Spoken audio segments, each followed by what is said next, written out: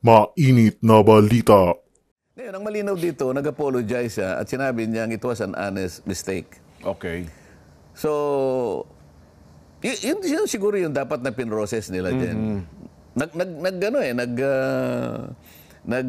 Humingi ng dispensa.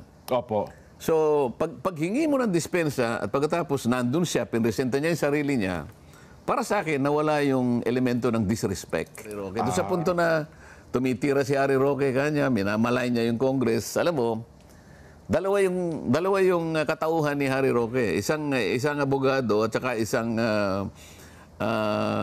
masasabi nating broadcast journalist. Pero pag nandun naman siya sa Kongreso, hindi naman niya minamalay ng House of Representatives bilang isang institution. Maaring may binanggit siya ng mga ilang members, pero yung mga miyembro, hindi yun ang kumakatawan sa institution. Congressman Dante, tila di sumang-ayon sa desisyong pagpataw ng contempt kay Attorney Roque sa Kamara.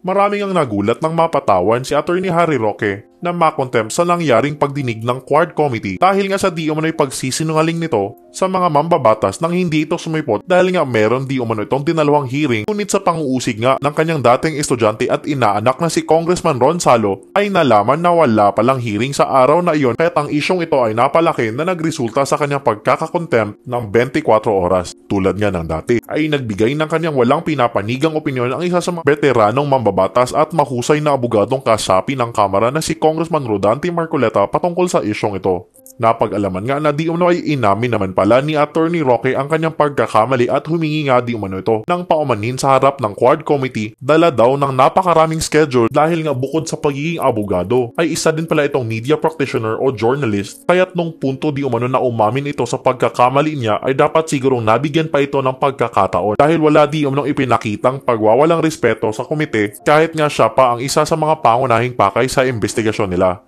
Ayon pa kay Kong Dante, ay bilang isang lone practitioner na abogado, kagaya ni Attorney Roque ay meron talagang mga pagkakataon na nagkakamali siya sa kanyang schedule, katulad na lamang nang maimbitahan ito sa Kamara bilang isa sa mga resource persons nito. Dagdag din niya na dapat ay isaalang-alang din ang mga bagay na ginagawa ng kanilang mga iniimbitahang resource persons at bigyan ng kaunting konsiderasyon. Ang latest din pala kahapon ko mukhang pati pala si Secretary Harry Roque naipakontempt at naipakulong pala sa Kongreso. Napalitaan niyo ba yun? Hindi yata siya nakulong. Nakikinig ako eh. Oho. Parang sabi, kinontempo, 24 hours atang... Hindi, parang yung huling dinig ko, palagay ko yun ang pinaka nangyari. Naging final, okay?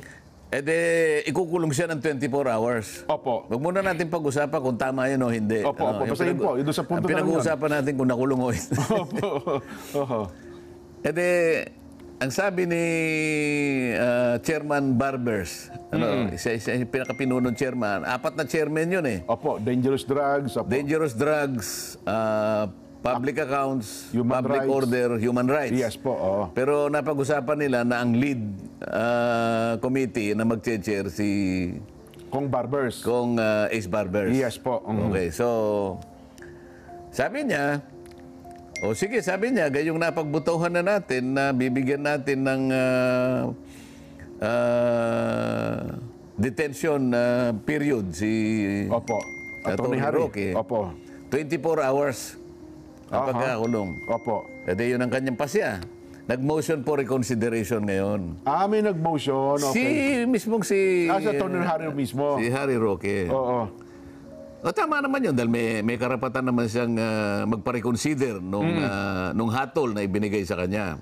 Ngayon, pag-usapan natin.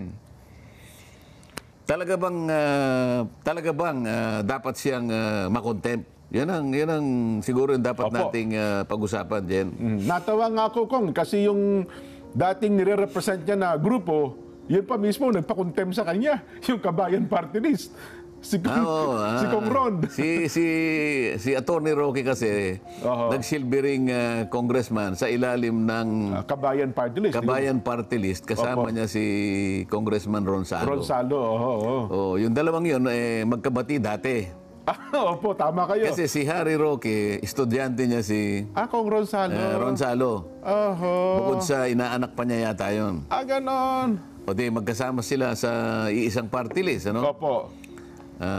Sa hindi may paliliwanag na dahilan. Sila nakakaalam. Sila lang naman nakakaalam kung ba't sila naghiwalay. Tama po. Ayun nga, naghiwalay nga yung dalawa. Ayun. Ngayon, nakita ko nga siya, ang mismong nag-motion ng contempt Opo. order kay Harry Roque ay si Kong Kong Ronzo. Ronzalo. Opo. Ayan. Pareho ko namang kaibigan yan dyan eh. Tama po. Ngayon, i-analyze natin. Ang pinagmulan kasi noon, alam mo ba yun? Yung, Ay, opo, napakinggan ko. nasa Bacolor kami noon, hindi ko alam kung anong date na yun eh. August 16 yata yun, Jen. Isa sa mga resource persons ay si Atty. Roque. Aha. Ngayon, Imbitasyon. parang nagpadala yata ng excuse letter sa Quad Committee Secretary na hindi siya makadadalo sapagkat yung araw na yun nag-conflict sa isang hearing niya Sa Maynila po. sa isang RTC sa Maynila. Yes, aha. E di chinek ata doon.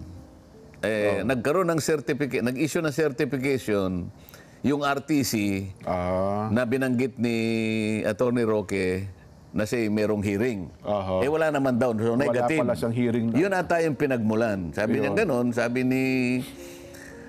nagsimula sa ibang issue eh. Pagkatapos umabot nga doon sa kadahilanan na ipinakikita ni Kong Salo na nagsinungaling si Harry Roque. Aha. Narinig ko naman yung paliwanag.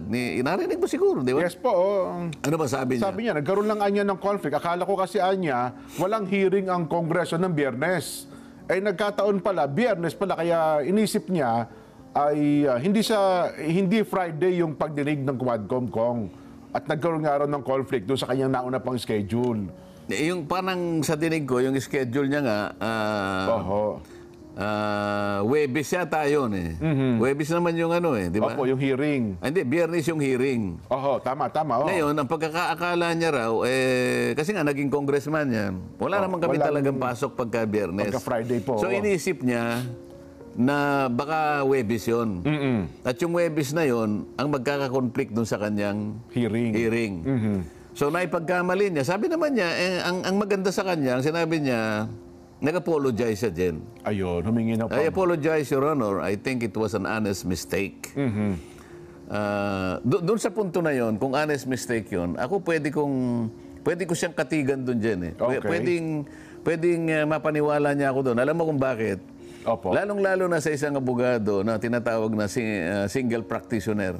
Yung wala kang bupete, wala Opo, kang... mag-isa lang siya. Halimbawa, sa ngayon, alam ko, nag-iisa lang siya, di ba? Opo. So, parang ako noon, nung bata-bata tayo dyan. Solo. Solo. Tayo yung gumagawa ng pleading, tayo yung... Pati schedule, tayo lahat. nagpapile ng...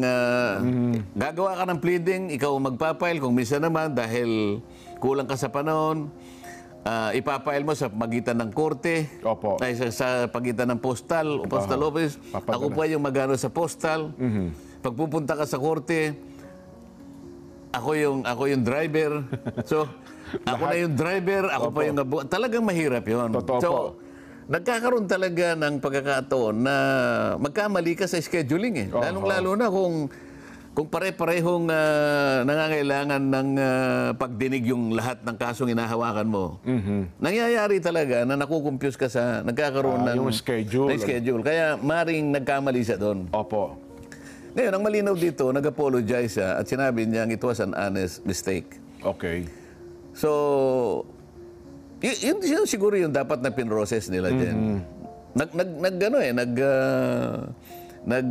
Humingi ng dispensa. Opo. So, paghingi mo ng dispensa at pagkatapos nandun siya, pinresenta niya yung sarili niya, para sa akin, nawala yung elemento ng disrespect. Ibig sabihin, Opo. iginalang pa rin niya yung Yung kongreso, yung mga komite. Opo. Kaya lang, iba yung pananaw nung nakararami na parang sa tingin nga siguro ng iba na observers. Opo. Teka mo na, masyado naman yatang inipit yung tao, di ba? Ngayon, may nagsabi pa nga, si Congressman Dasa. Paul Dasa. Pinilit ni Congressman Dasa na sabihin Northern na... Samar. Opo. Bigyan naman natin na ng konting parang kaluwagan ng leeway. Dahil Opo. siya naman ay naging kasama natin na miyembro ng Ng Kamara. Kamara. Opo. Sumagot yung sumagot yung kaibigan natin, si Kong Paduano. Oho. Ba, hindi ka po pwede yan.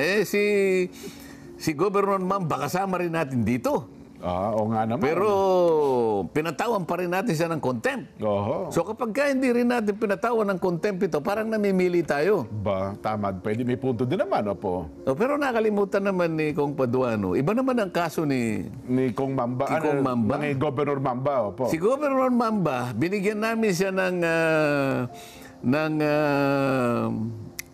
anong tawag dito? Oho. Basta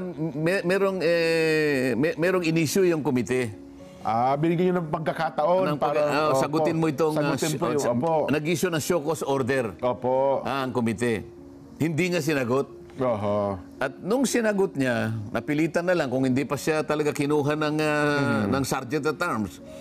Sabi niya, pasensya na po. Doon lang siya humihingi ng pasensya. Ngunit, malinaw na malinaw, hindi niya sinagot yung show cause order sapagkat ang kanyang katwiran, yung kanyang chief of staff, hindi binigay sa kanya. At okay. kailangan munang ang chief of staff ang makatingin doon bago siya. Oho. Samantalang sa programa niya, binabanggit niya na alam niya yung show cause order. Opo. So, sa mga tweet, sa panig ni Governor Mamba, meron talagang deliberate na hindi pagsagot doon sa show cause order. Hindi talaga niya Kaya sasagutin. napilitan ngang pumunta yung Oho. Kaya napilitan pumunta yung Sergeant at Arms, may kasamang Doon sa... mga pulis Sa Kapitolyo. na talagang kunin siya, dalhin sa House of Representatives. Hindi naman yun ang kaso ni Harry Roque. Siya naman nagpunta talaga. Oo. Kaya sa tingin ko, malayo naman yung kondisyon Oho. na akma kay Governor Mamba na dating kasama Dating namin. congressman, opo. At ito kay Harry Roque. Doon sa punto na tumitira si Harry Roque kanya, minamalay niya yung Congress. Alam mo, dalawa yung katauhan ni Harry Roque. Isang abogado at saka isang masasabi nating broadcast journalist. opo. Meron siyang sa radyo eh. Totoo, may So, programa pag din po nasa siya. radyo siya, ginagamit niya yung karapatan niya na Bilang broadcaster. bilang siguro. broadcaster Oho. sa ilalim ng karapatan magpahayag. Opo. So, yan ang ginagamit niya. Pero pag nandun naman siya sa Law Kongreso, practice niya. hindi naman niya minamalay ng House of Representatives Ayun. bilang isang institution. Maaring may binanggit siya ng mga ilang members, pero yung mga miyembro, hindi yun ang kumakatawan sa institution. Oho. Ang institution as a whole ay dapat igalang yon. Totoo. Ngayon, kung may binatikos na member, ibang usapan yon. Ayun. Oho. So, hindi po siya nakulong pala ng 24 oras. Palagay ko hindi pa, Mukhang sapagkat hindi. ang Oho. sabi ni Chairman Barber, kailangan nating pagbutuhan uli ito. Yung Ayun. kanyang motion for reconsideration. Nung magbubutuhan na, wala na yatang quorum. So, magkumusta na ng quorum. Oho. Alam nila kung may quorum o wala eh. Oho. Yung quorum kasi, 1/5 Opo. noong membro ng bawat isang Isang komite. kinakatawan na komite. So, apat na committees yun eh. Opo. So, ang bawat isang komite, yung 1/5 ng membro dapat nandun. Okay. Kung sakaling yung isang membro ay membro rin ng isa, Opo. para na rin siyang nandun sa dalawa. So, plus one po siya. Oo, okay pa rin yun. Ayun. Ay, nako. Well, anyway, ang tabihan na lang natin kasi mukhang mahaba-haba pa yung usapin na yan. Yung usapin ng kung saan na po napunta yung investigasyon ng Quad Committee at ngayon marami na rin mga natutuklasan. Punta na lang tayo sa mataas na kapulungan.